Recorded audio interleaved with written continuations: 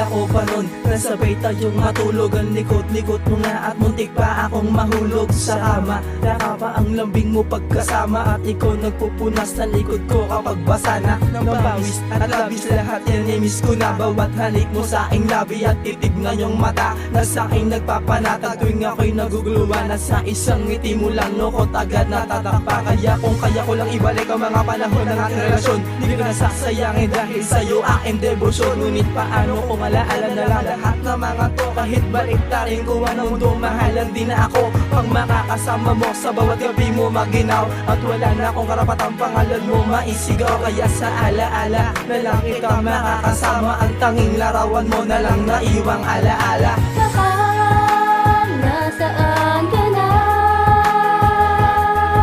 Mahal pa rin kita kahit wala ka na. Mahal, nasaan ka na? Sana'y marinig mo ang ginawa kong kanta.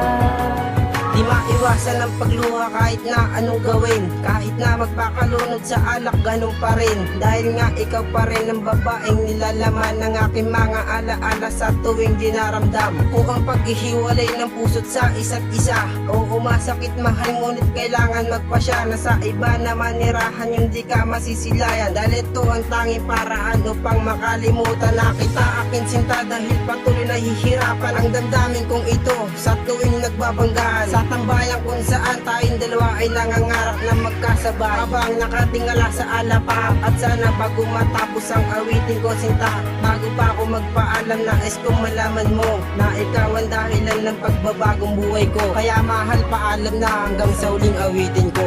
Mahal, nasaan ka